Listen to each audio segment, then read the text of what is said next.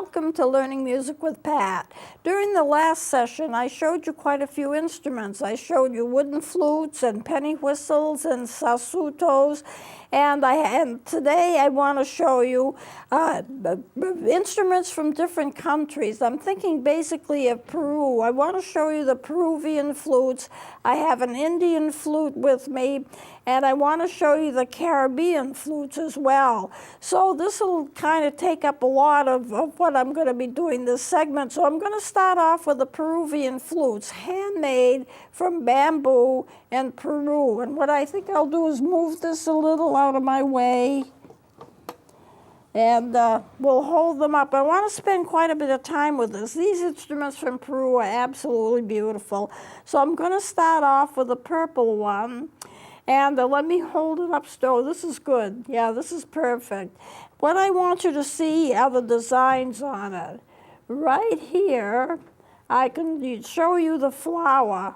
This is the flower right here. I have to turn it a little. And you see all the design around the flower. The color is beautiful. I'll rotate this around so that you can see the whole thing completely. Peru is the only country that I know of that makes these beautiful flutes. Now, some of them play fairly well, some of them don't play quite so well.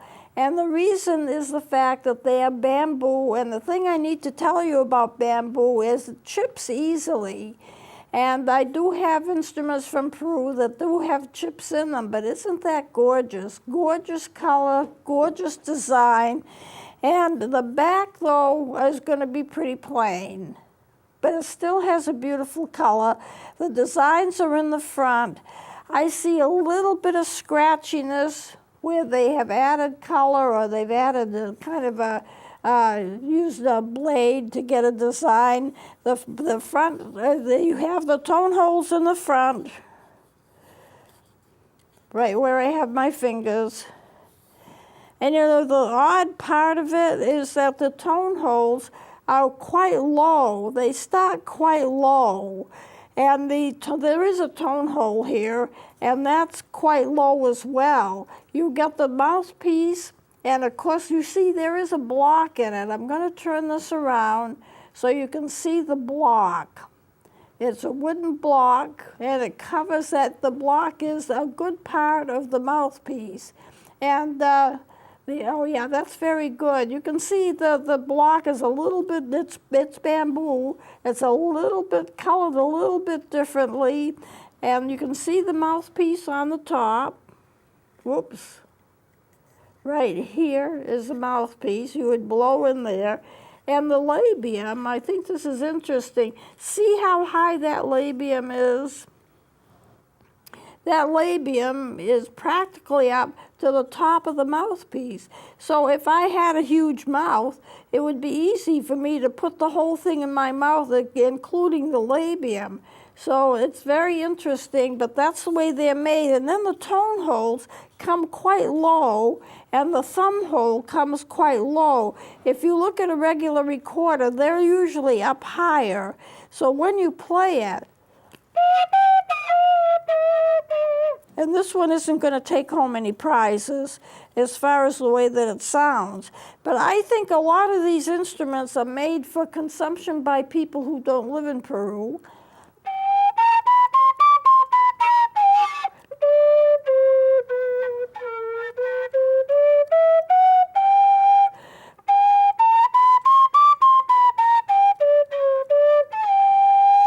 The finger stretches are really quite large. I mean, you really do have to stretch your fingers to play. And the tone hole where my thumb is, it's usually pretty much opposite the first finger of the left hand. But this, you can see the tone hole where I'm wiggling my thumb is higher than where the first finger would be. So that's a difference. And you'll notice in most recorders, there's a little bell. Here you see a little tiny hole, and that's it, just that little tiny hole. And that's where the air comes out. So it's very interesting the way that they play, but they do play. So that's the purple one. Then I have a red one that I want to show you, and it has a llama on it. Let me show you like this. And now let me take and put it to one side, and I'm going to do the same thing as I did before. I'm going to rotate it so you can see the design. Now my director here and I had a discussion. There's an animal on this, and we decided that it's probably a llama. I almost thought it was a mythical creature. You can't see the whole thing, but if you follow, the head is going to be right here. So if you follow that around, you'll see the body of it is right here, and then there's some legs. I don't know how clear this is going to come out. I mean, I can see it well because I'm sitting right here. But there is a little face, and I'm going to put it right here. That little face, I think, is a face of a llama. We discussed this before the show began. What is this? What is this creature? And I thought, well, maybe it's an alpaca. But anyway, there it is. And you wanted to see the various designs, hand-painted, handmade. And the back is, of course, very clear. And then you come back to the designs again. I want to show and mention to you the top part. Now we have the block, which forms a good part of the mouthpiece. We have the labium almost to the top where you blow in. But I think if you can notice it, you may or may not be able to notice it. There is a crack. Bamboo instruments are very noticed for getting cracks in them. And by the way, and I showed you some wooden recorders in the last segment, never clean your wooden recorders with alcohol. It will split the wood. You just can't do it or you won't be able to play it. I would never do it to any wooden instrument, but you can see here that there is this crack and it goes all the way down into the labium. I can see it on the monitor.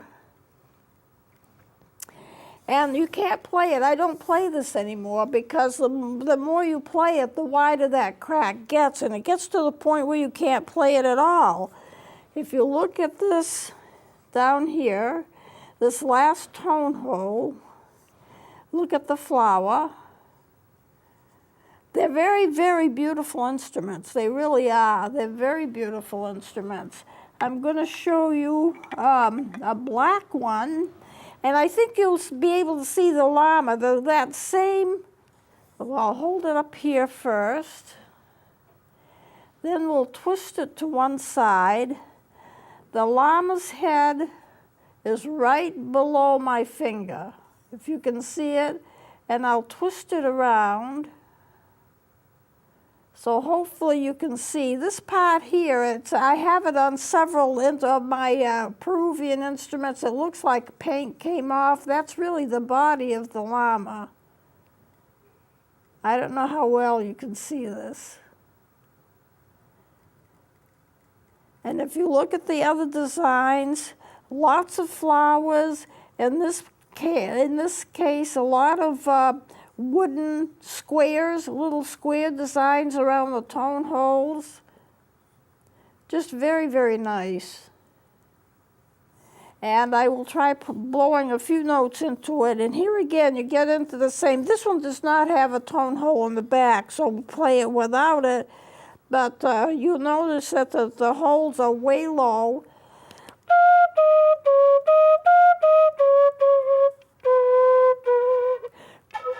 And the ones for people to buy, like if I buy them at a convention or something like that, they usually don't play that well. They're very pretty to look at, but they're not that playable.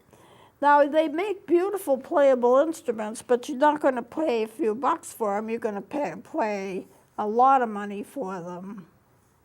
So that's the black one. I have some interesting green ones. This is also Peruvian. Look at the shade of that green. Green is one of my favorite flowers. I don't see any kind of a llama on it. There's a little tiny tone hole in the back, and it's way above where you would put your first finger. Notice, my thumb is up here. The tone hole is small and it's up here. My first finger is down there. For most recorders, you'll find that they're pretty much even, but they aren't here. You see the wooden plug in the back. The labium is right up to the top of the mouthpiece. It's right there. So there's really no space. And that's why they're designed that way. And if you look, I'll just let you look at the design. Where are you going to find instruments like this?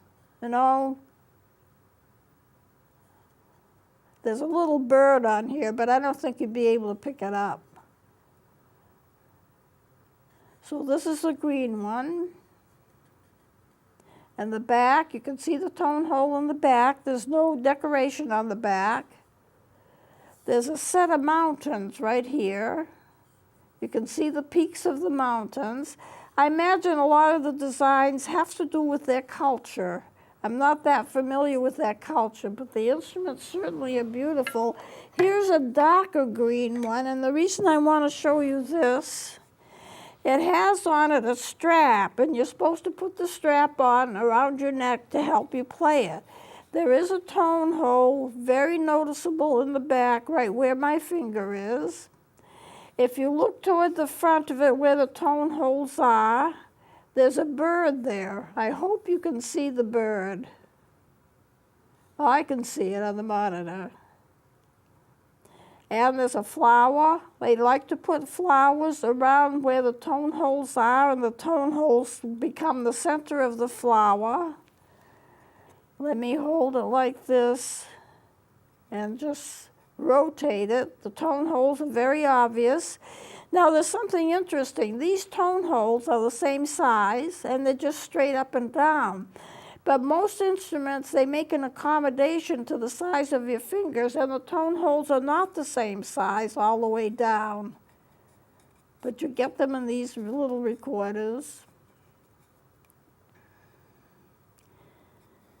And here's the, the labium and the top of the mouthpiece, so close together. But that's the way they're designed. Now I'm going to try to play this. I don't know if it's going to work well, but we'll just see.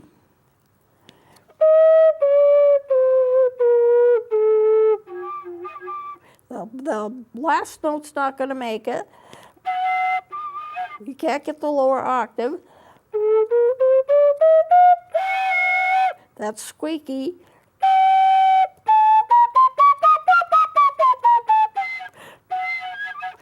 That lowest note is a problem. It's actually doing a little better than I thought it was going to do. I want to show you a couple of Indian flutes. One in this, let's see, I have an Indian flute here. This is an Indian flute. There's a little bit of a design on it, but not much. And it has the little block you can see right here. And on that block is a C. Now, I really think, but I may not be correct, I'm thinking that it's in the key of C. And I think it was made for tourists and for people to buy as souvenirs because it says in English, made in India, but it says it in English.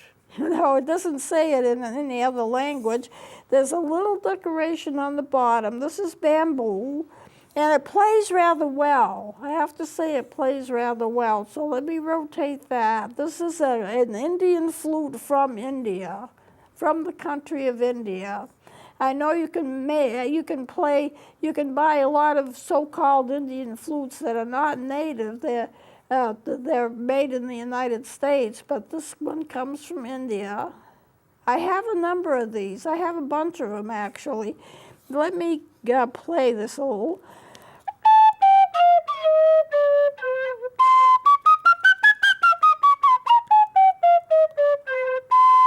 That's 2-octave range, and it does really well. Let me just let you see the design. There is a design in the back of it. Okay, this is an Indian flute. This other Indian flute I have, I love it. I love it. And it says right on it, made in India. But take a look, if you can, at the design. It's not colorful, but there's a whole carved design in it. Basically flowers and little wavy lines. It's all carved in. Whoops. There's a tiny block, I don't know if you can see it, there's a tiny block in it that's just a slightly different color than what the instrument is, but it doesn't seem to be very big. And the labium is right on the mouthpiece. Some of these foreign flutes are like that, they're right on the mouthpiece.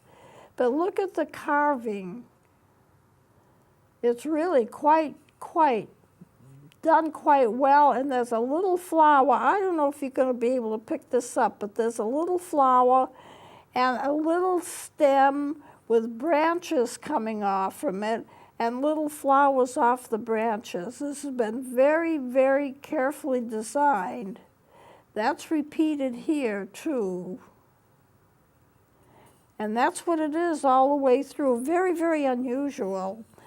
So I'll try and play it. There's no tone holes on the back.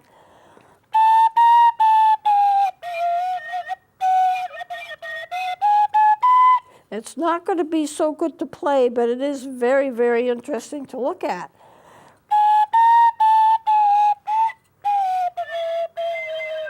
This is what you're going to get. Now I have another group here called end-blown flutes. I just brought 3 of them, and I'll probably close with them, but I want to show you this one. These are odd because they're pretty much flat on top, and the labium is on one side, and the tone holes are on the other side. So how do you play it? Here's the top of it. That would be the equivalent of a mouthpiece with a block. You can see the little block in there. And then if I put it this way, you don't see anything, but the tone holes are in the front. However, the labium is in the back. So how do you play it? Well, you have to put it in your mouth. If you can follow my fingers, you have to have your mouth halfway between the top where you blow it in. There's a little slit on top, and that's where you blow it in. It is right next to the block. There's a little tiny slit, and then the labium is on the other side.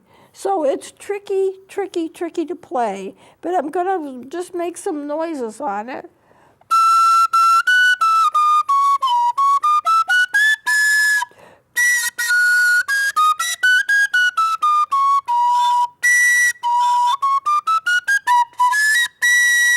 It does do an octave, but it's very odd because you've got to play it and make sure that your bottom lip doesn't cover the labium.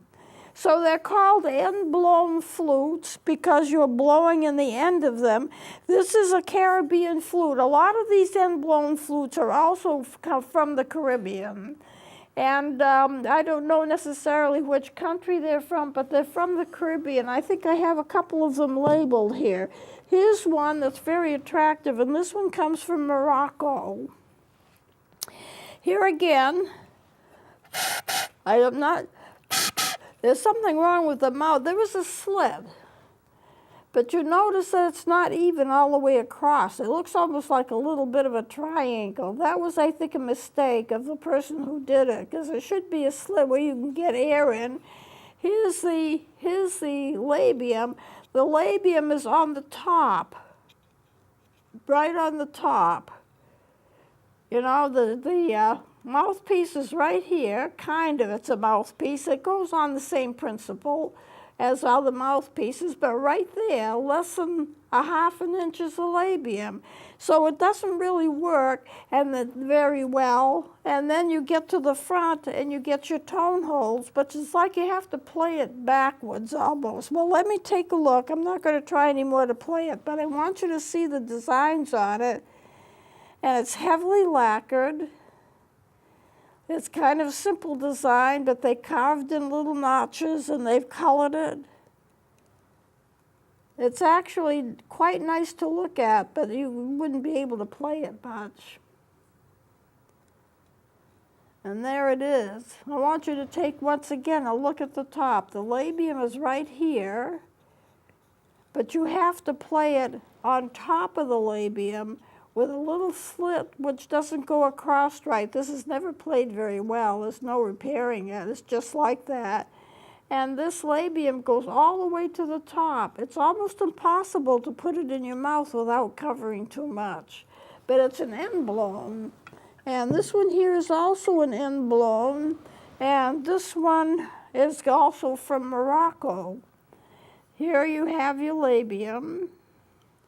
But right on top of it is this little slit that you blow into. That's equivalent of the mouthpiece, but you see most mouthpieces you kind of blow in and there's a little thing on top you blow into, but not so. These are all flat.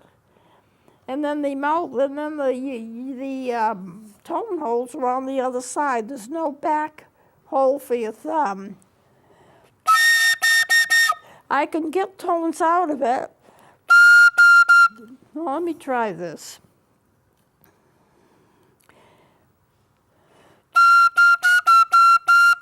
It's not really giving much tone.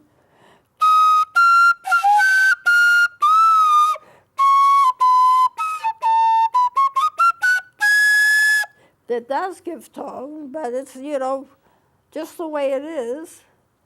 Let me rotate it so you get a chance to see what the designs are. And there are a lot of designs here that I don't know what they mean, and I think they might be just the cultural designs, something that might be important to the culture. And you notice at the bottom, instead of having a little flare out like a bell, it's just a little tiny hole. And I notice that that's typical of the other end-blown flutes as well, and some of the Peruvian flutes as well. Whoop. So this kind of brings me to the conclusion of what I've brought today, and I'm almost out of time anyway. I'm not finished yet. I want to show you ocarinas. I want to show you some melodicas, and I have a whole bunch of others that I want to show you. So I'll be bringing those in. But this gives you a good kind of sampling of what's available for instruments. There's actually a lot more available than you might think. I have instruments that are very long, that are very ancient, that most people don't have. And if I can, I'm going to bring some of them in too. I've got the ocarinas, I've got the melodicas. I have also showed you the tonettes. A couple of sessions ago, I showed you the tonettes and the song flutes, flutophones and so forth, so you've seen those. But I make a collection of these things. People like to see them, and I've done a lot of music seminars where I show people how to play, and I use those various instruments. And so it's a very interesting study. It's a very nice study to get into, how people make music and what it means to them. All kinds of music, all kinds of instruments.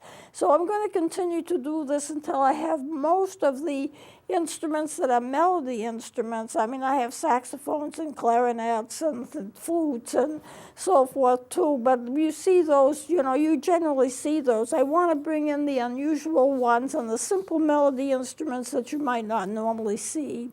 So I'm going to close it here, and we'll continue with this next time. Please join me then.